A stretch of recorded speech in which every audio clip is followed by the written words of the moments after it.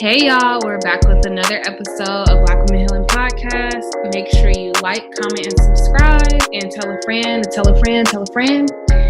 And today, instead of us having our regular discussion topic, we never talked about this being our 1 year anniversary, or our 1 year anniversary passing.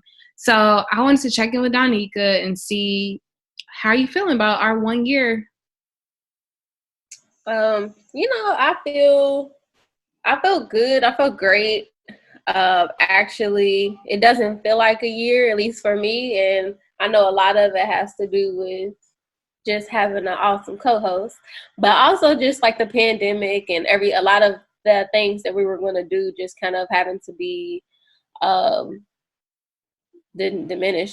And so I feel really good, but I'm also like, I'm ready for some more creative ideas to happen to figure out how we can continue growing the podcast in different ways. But yeah, hey, it's a year. A lot happens in a year, and we literally released episodes for an entire year on a podcast, which is awesome. What about you, Myra? What you feel about 1 year? Good too. I think my favorite parts were the in-person circles.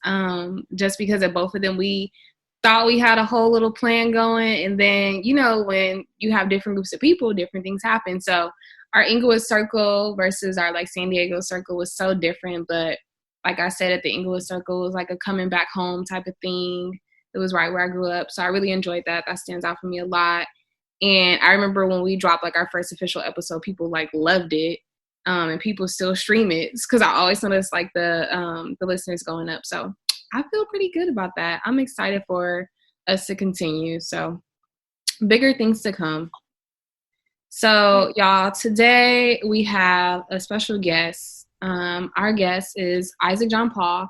He's a man of many talents. He's best known for setting a world record of 2.17 meters in the men's high jump T13 event at the 2017 World Para Athletic Championship held in London. He is also a bronze medalist in the men's long jump. Outside of the track world, he enjoys motivating and speaking to kids, motivational speaking overall, oftentimes at SDSU. That's pretty cool. And spending time with friends and family, and his most recent love of writing various fiction books. Isaac can be described as caring, intuitive, inquisitive, and a life coach you never knew you needed. So I want to give Isaac a chance to tell us a little bit more about himself and how he found an interest in track. So Isaac. There you go. Gotta put on my radio voice on real quick. Hold on. Wow, that was such a great introduction. Thank you so much, Myra and Donika, for allowing me to share my story, a piece of me on your platform. I greatly appreciate it. Man, you said a lot. I don't know what else I need to say. You said pretty much everything. What are your hobbies? Other things you enjoy? Of course. Well, like she said, my name is Isaac John Paul. I'm originally from Chicago, Illinois, moved out here to San Diego around 2017, joined the Paralympics. And for those who don't know what the Paralympics are, it's pretty much the Olympics for people with disabilities. And my disability is visually impaired. I'm legally blind. At the age of 2, I was diagnosed with juvenile retinoschisis, which is an eye condition where the retinas are detached from the back of the eye, which is limiting peripheral vision, central vision, everything you could imagine. My eyes are pretty much affected by. But for the most part, I navigate the world through my lens, and I just live my life one day at a time. How did you find your interest in track, though? I want to hear about that too. Okay, well, yeah, it's an interesting story. So my whole life I played basketball, grew up in a basketball family. My favorite basketball player is my mom, Rosemary Turner, also known as Rosemary John Paul. But grew up watching her. I just found a love for basketball. And through high school, I wasn't able to play basketball anymore for unknown circumstances. And then one day I decided to try out for the track team my senior year of high school, and found out that I was really good at it.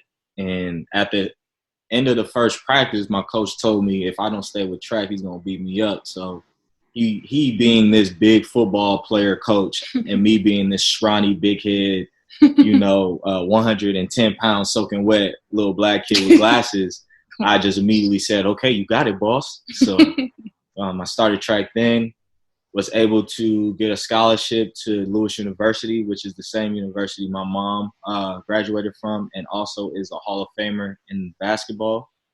5-time All-American, national champion in the high jump. And now I'm pursuing my Olympic and Paralympic career in track and field. Nice. Okay. Yeah, thank you for sharing all of that and like really explaining like your experiences. I feel like I just learned more about you, but also learned more just even about like the Paralympics and just in general. Because I feel like that we don't talk about the Paralympics as much as we should. Most definitely. And his bio is amazing. Like, Shout out to me. So, Isaac, tell us a little bit about your life during quarantine. During quarantine? Well, during quarantine, right? So my whole life, I seen myself to be just this athlete. And, that's what I lived up to do. Like, I always wanted to be this professional basketball player. And it wasn't good enough to just be a professional basketball player. I needed to be the best professional basketball player. And of course, things happened through my life where basketball was no longer the goal. Track and field began that goal, to be the best in track and field in my particular events. And this quarantine hits, and I can only work out for so many hours in the day. I can't work out for all throughout the day. It's just like, what's the point? And also, working out, the access to gyms are limited. You can't really go outside without a mask. So a lot of things are inhibiting me from working out. It's stopping me from working out. So I'm just like, okay, where's the rest of my day? And I find myself stuck watching TV, stuck watching, Netflix, Hulu, all of this stuff. And I'm like, oh my God, like this is all. What you watching right now? What you watching right now? I'm not watching anything, to be honest. I'm really not watching anything. But what I was watching, I found myself watching like, what they did have on Netflix at the time. What did they have on Netflix at the time? Just random stuff. You know what I'm saying? Black Lightning, Luke Cage, all that stuff. Yeah. In the midst of this pandemic, I'm watching all this TV, and I'm just saying to myself, man, this is terrible. There has to be something different. Everything's the same. Mm-hmm. And then, of course, during this pandemic, other things starts to arise. Social injustices, brutality against people of color, and just all this stuff that's starting to like boil, and like we're all like consumed with it. Everywhere you turn, whether it's on the television or in your cell phone, you see it. It's like always there. And so I was just like I was annoyed by the fact that, my people is getting discriminated against, and all this stuff that's happening against people of color. And then we're stuck in the house. So I decided to turn off the TV, turn off my phone, close the computer, and I was left with my imagination. Mm-hmm. And my imagination, I would come up with like these TV shows of my own. Like I would create like random TV shows. Mm-hmm. And it took me like a week or so, and I'm like, man, this shit is good. You know what I'm saying? My imagination is keeping me occupied. And I'm just telling to myself, man, this shit is good, man. You need to write this out. So I began to write. And now I always knew I was creative, but I was always creative in the sense of my athletics. I would always create my own workouts. I would always create like different ways to get better in whatever I was doing, like just, ingenuity. And I never thought my creativity was going to shift over into writing, and I start to write out these concepts about like different things about, people of color, people like little snippets of me, you know what I'm saying? Little pieces of myself. I begin to write storylines because I experienced so much in my life. I began to write little storylines of my experiences. And it just led to a whole different realm of my life of creativity and potentially a career into writing, novels, writing movies, writing television series, and all of that. Hey, shout out to you for using your other creative abilities and talents, and taking this time to get to know, shoot yourself more. Because that's what it sounds like. You was like, look, I'm not about to, because a lot of times we watch TV, we just passing time, right? Mm-hmm. So you was like, I'm not about to pass time. Let me get to know what I can do more. And sounds like we got an author on our hands. So, Did you create something? Like, you didn't tell us if you created something, what you created. Oh yeah. So right now, I do have a book that is currently wrapping up. Next month it will be released. It's called The Guardians of Orisha. And what I wanted to do with this project, I wanted to highlight the misrepresentation of Black women, or just women of color, and I wanted to show them in a different light. I was watching this one interview. It was with Godfrey. He's an actor, writer, producer, all of that. And he said something very interesting that stood out to me. And it was just how, women are being perceived, different women being perceived differently in social media and media in general. And he had said that, white women, you'll see white women with like an S on their chest throwing around 200-pound men, like full grown men, and just leaping buildings in a single bound, superwoman, and you hardly ever see a Black woman in that light. And I began to think, I was like, wow, that's like, how many Black super heroes do you have? One, and then how many Black superhero women do you have? And I was just like, man, that's so profound, but yet so true, because the only representation I see is, and not to them, get it how you live, but, the only representation I see is the women in Love and Hip Hop, or the Cardi B's, Megan Thee Stallions. I'm like, there has to be something different. And I know from my own experience growing up, representation is very important. I was telling Myra this the other day how for a very long time, I always wanted to be like this blonde, blue-eyed, Power Ranger, because I used to love watching Power Rangers, and I was obsessed with, Tommy from Power Rangers. So I always wanted to have this ponytail and blue eyes, you know what I'm saying? Because I wanted to be this superhero. And really not accepting who I was, as a chocolate Black man, you know what I'm saying? I always wanted to be something other than what I was. And I can only imagine what women, if I go through it, I can only imagine what women go through, because they constantly see this misrepresentation. So I decided to make a book that highlighted African or ancient African ancestry meets African American culture. And it's pretty much a story about these three extraordinary women, bonded through ancient African ancestry. And they have no relations. They don't know each other, but they're bonded through these powers, and they have to save the day. And they go through their own trials and tribulations individually, in their own lives. But at the end of the day, they're all so much the same.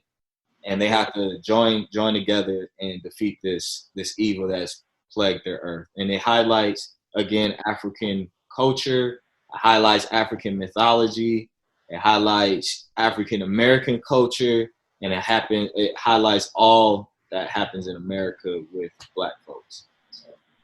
So it's a short read. It's not too long, but it's definitely for sure going to keep you, on the edge of your seat. Well, we most definitely be looking forward to that. I think that when I was hearing you talk about like how, Black women, especially when it comes to like superheroes, and, like supernatural beings in like shows and books were, commonly not put in those, but yet in the real world, we're these things, we're Black super women. We have to be strong. We have to do everything. We have to have kids with no help. We have to do all these things, but yet it's not being portrayed like you're saying in media, on the mainstream. But yet that is the assumption that Black women are like, super women or whatever. So, I think that's most definitely an interesting out of outlook, and so I'm excited to read that. But let me stop rambling. So, Isaac, what has been your views on Black women, especially as a child, and then how have they changed as you become an adult? All right. So, like I mentioned before, I was going through my own identity crisis. You know what I'm saying, of what I thought I looked like, and how the world viewed me. You know what I'm saying, and if they accepted me. So, in turn, like I only had that same view for Black women as well. Like my form of acceptance came in, white, blue eyed, only, blonde hair white girl that looked like Mary Kate and Ashley, because that's what I was viewing as a kid. So like I only accepted that for a long time. Like I was just like, man, yeah, white girl this, white girl that. Wait, sorry, where'd you see that at, Isaac? When you talk about this, like you said, that's all you were seeing. Where was you seeing that? In the media, like TV, the TV shows that I would watch. You know what I'm saying? I would watch the Mary Kate and Ashley's, the Lizzie McGuire's, and it wasn't until like Raven Simone came out with, That's So Raven, where I was just like, okay, like a cute Black girl. But even then, it was like the light-skinned cute Black girl. And they didn't have a representation of a dark-skinned Black girl or dark-skinned men of that matter. You know what I'm saying? So a lot of what I seen and what I learned, came from television. So my whole reality was, this is what reality is, and this is what it's supposed to look like. This is what's good. This is what's not good. And I didn't bother to even pay attention to people that looked like me. You know what I'm saying? That was like right there in my face. You know what I'm saying? I only paid attention to what I saw on television. Mm-hmm. So, and it's my views start to shift once I did receive like the Raven Simones, you know what I'm saying? And then I was just like, okay, that's cool. And then we went on to the one-on-ones, you know what I'm saying? I'm a big TV type person, so excuse me for using all these television show references, but they really shaped my identity and my thoughts. Yeah. And, yeah. Sorry to get into your business a little bit more, but I'm just interested, right? What do you, if you could give like a concrete, if you remember of views that you had as a child of Black women, or even just black girls, right? Because you was a child, what are some common thoughts or common views you had when you was a child? As a child, outside of my mom and the women in my family, like again, I really didn't pay attention that much. You know what I'm saying? Mm-hmm. I didn't care for it. You know what I'm saying? It was just like, it wasn't, I didn't look at it as, Black women are less than, but I didn't pay attention to it. So essentially, I guess you can say, like in a roundabout way, if I didn't pay attention to it as much, then it was less than. Yeah. So when I got into college, I started to read a little bit more, understanding, taking classes that, highlighted, the Black experience, because I couldn't quite put an answer to all the questions that I had. So I had to seek more knowledge to understand, okay, this is what my people go through. This is what we've been through. And long story short, from college up until now, like I vowed to myself that I need to rewrite the narrative, at least for myself, you know what I'm saying? Because there's this perpetual narrative that says Black people are like this, Black men are like this, fear them, they're evil, they're thugs, they're thieves, all of this. Black women are loud, ignorant, they are aggressive, all of this. I had to rewrite that narrative for myself, because for a long time, that's what was, shown to me, And then on top of that, like with rewriting this narrative, I'm sharing like stories about my own experience to other people and putting it into like a creative art format. Nice. So how would you say your views of Black women impact your current life? Well, first and foremost, man, Black women are extremely powerful. And I highlight that in this book that is coming out next month it's called The Guardians of Orisha. And I'm highlighting the unknown power that Black women have that they need to remember that they do carry. You know what I'm saying? That we all carry, because we forget that we are powerful beings, and we don't realize how powerful we are until, you know, something happens. You know what I'm saying? And we need to hold on to that power. So, you know, my whole perspective on Black change, it's not just Black women, it's the whole Black culture change throughout time. Does that make sense? Yeah. So I'm curious, we talked about you being an athlete in the beginning, but we kind of, you know, started talking about other things. Being that you are a competitive athlete competing at the pro level, how important is the mental aspect in your career, and what are some ways you maintain? I would say the mental aspect is just as important, if not more important, than the physical aspect. So really, understanding yourself is a major part in the sport that I do. Track and field is a very difficult sport. It's not just running and it's not just jumping. You really have to be mentally strong to be able to compete at this level. So some things that I do is just constantly reflect. Self-reflection is very important. Reflecting over track meets, reflecting over my time at the track meets, what I did wrong and the different positioning. So I really do a lot of self-reflection. Okay. Is there any, because I know we had Kim last week, and I'm wondering, is there any self-talk that you do, and if there's like a go-to statement that you like tell yourself on the track and off the track, like positive statements? I mean, I come up with positive statements all the time that reassure me about what I'm doing and my purpose. I couldn't really give you just one because my brain just rattles off a lot. So I would have to think really hard to just give you one. Sheesh. Yeah. Okay. So, Donika, did you have any questions? No, I think that I think I'm excited for the book. Yeah, I am. I'm excited for the book. It kind of makes me think about what's the book called? The Children of Blood. Yeah, that's what it made me think about. And I think it's just because I heard the term Mauritius, or if I'm pronouncing it right. But yeah, no, I'm excited for that. I'm for sure. I think when you had said sometimes we forget that we are powerful until something happens. That hit me because I think that is like super real. So no, I'm just excited, and I appreciate you being comfortable to, you know, be a Black man on Black women's healing pod, because I think a lot of times Black men or people who are not Black women in general, who don't identify as Black women, feel like they can't listen to Black Women Healing Pod. So I think it's really cool that you agreed to come on and share your experience, and I'm hoping that it opens up our audience even more to, like, we all are healing. We all should be helping Black women heal. Yeah. And so I feel like that is what this episode is just showing. Yeah, for sure.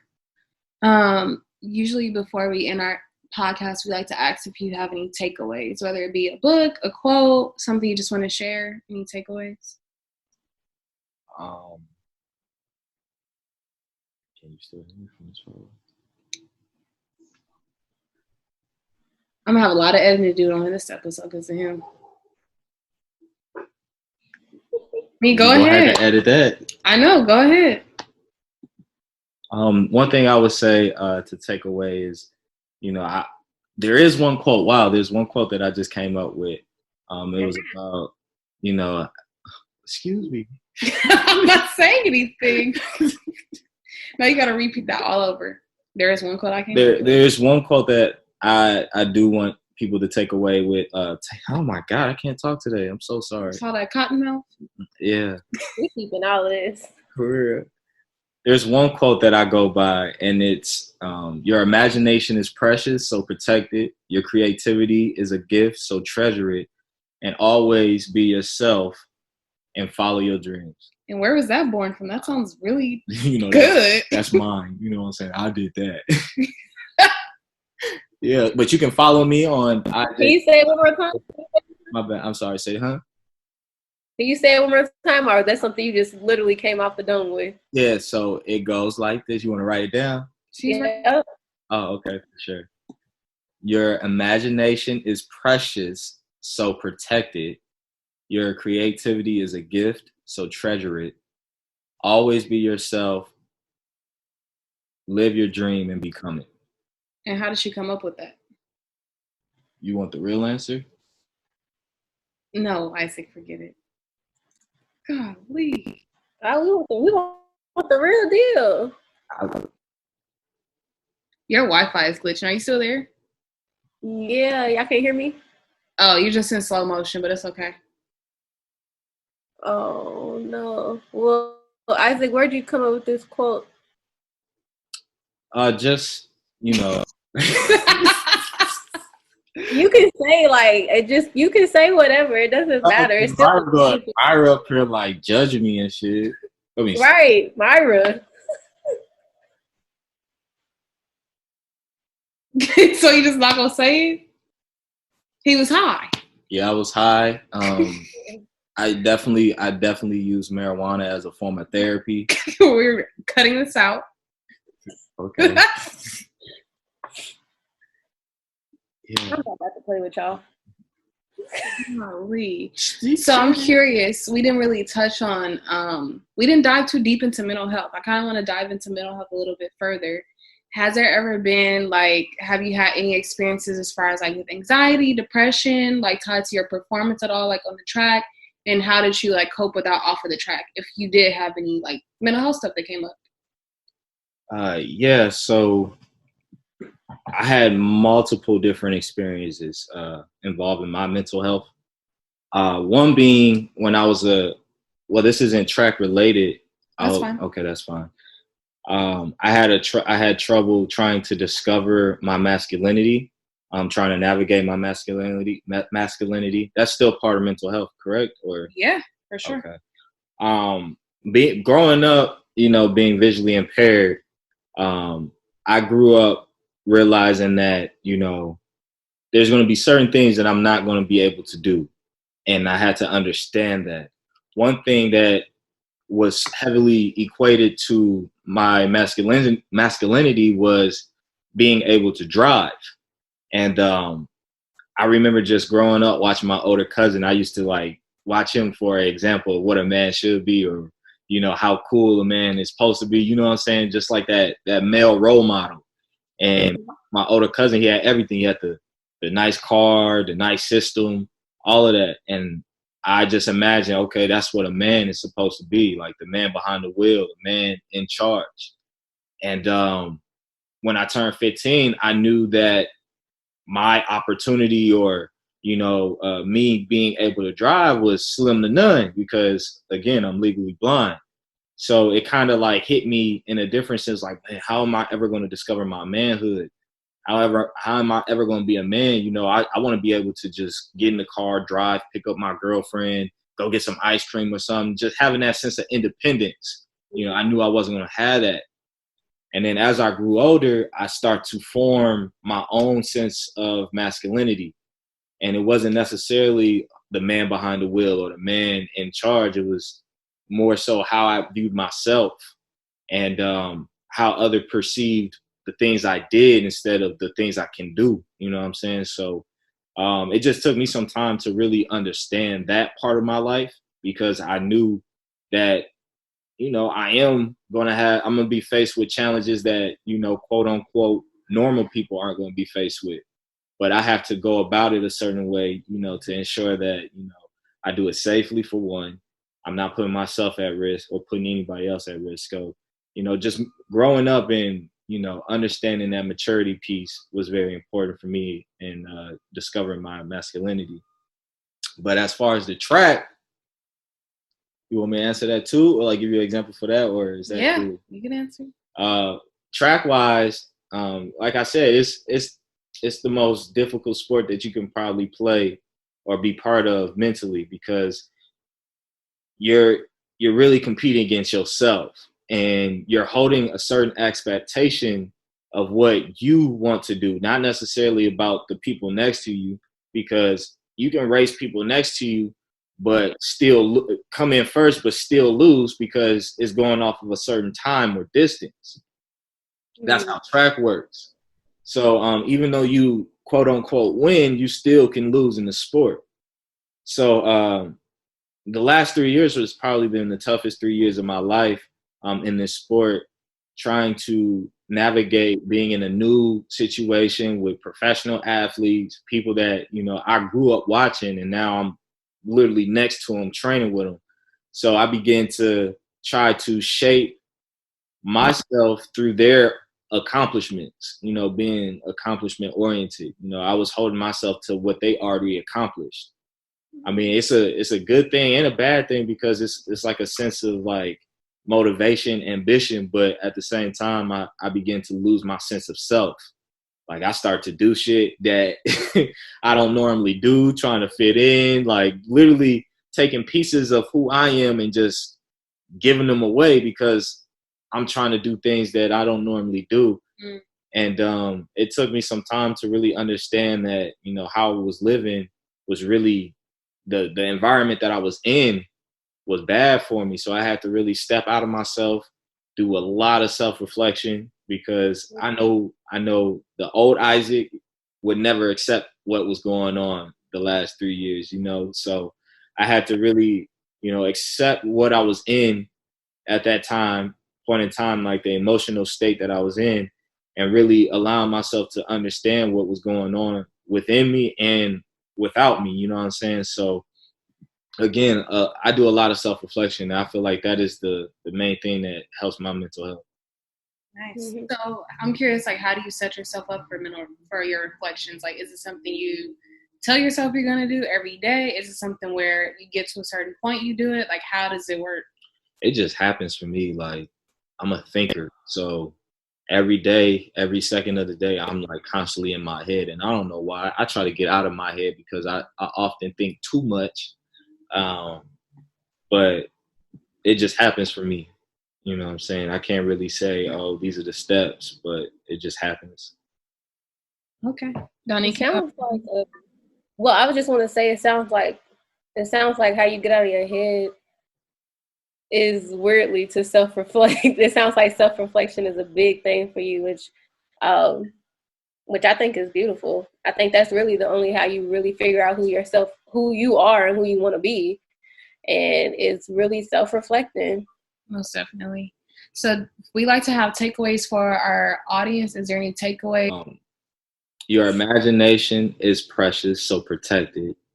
Your creativity is a gift, so treasure it. Become your dream and live within your reality. Thank you for that.